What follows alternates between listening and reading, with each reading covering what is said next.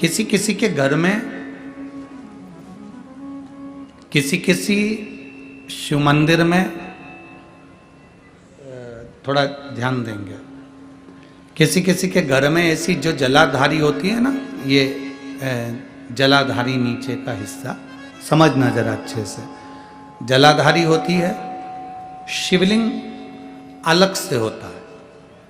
किसी किसी के यहाँ ऐसा होता है, किसी किसी के यहाँ इस जलाधारी में ही शंकर भगवान एकदम फिट होते हैं, जलाधारी के साथ में शिवलिंग फिट होता है।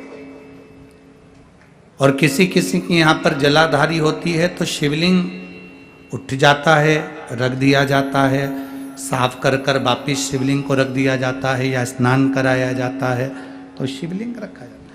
अब कई लोगों के मन में एक प्रश्न आ जाता है कि गुरुजी हमारे यहाँ जो शिवलिंग है, हमारे यहाँ जो शिवपिंडी है, हमारे यहाँ जो शंकर जी की पूजन करते हैं उसमें जलाधारी अलग है, शिवलिंग अलग है, तो क्या मंदिर में भी कई मंदिरों में ऐसा होता है कि जलाधारी होती है, शिवलिंग अलग से होता है, स्नान कराओ, पूजन करो, आराधना करो, नीचे उसमें जल भर जाता है, दही दूध भर जाता है तो लोग उसे साफ कर देते हैं।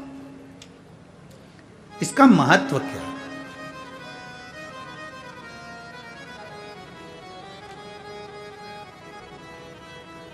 पहले तो अच्छे से समझ लो उसको।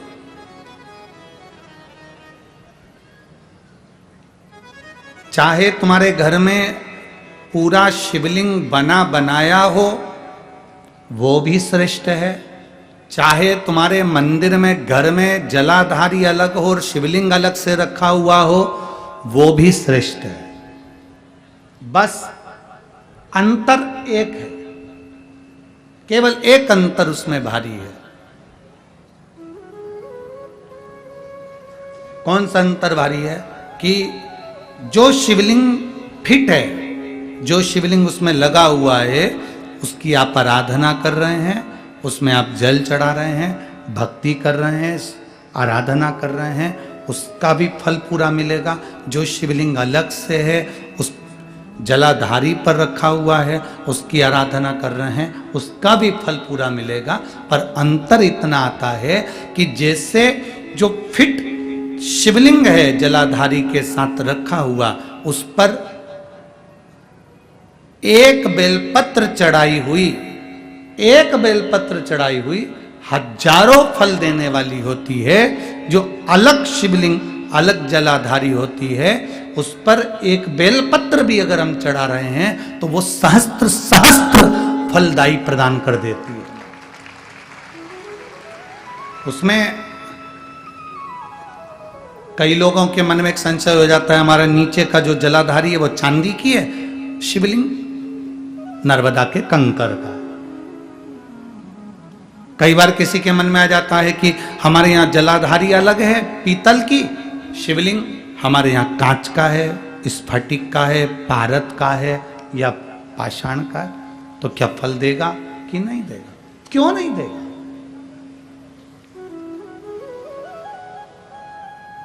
अब आपसे पूछते हैं, गंगा जी के जल को गंगाली जानते हैं आप लोग? ये सब गंगा भर के लाते हैं ना, वो पेक रहती है, उसमें सील लगी रहती है, होती, क्या बोलते हैं इसको यहाँ पर? यहाँ क्या बोलते हैं हमको स्मरण नहीं, हमारे उधर तो गंगाली कहते हैं उसको, जिसमें गंगा जी का जल भरा रहता है, ढक्कन लगा रहता है और उसको पेक रहती है, उसको हमारे यहाँ गंगाली कहते हैं। तो गंगा जी के जल को चाहे तुम गंगाली में रख लो और गंगा जी के जल को चाहे तुम पानी के लोटे में रख लो, जल बदलेगा क्या? क्या कहलाएगा? वो गंगा का जल ही कहलाएगा। उसी तरह शिवलिंग चाहे फिट वाला हो, चाहे वैसे ही आप आराधना करने वाले हो, उसका फल समाप्त नहीं होता, वो फल देता ही है। आप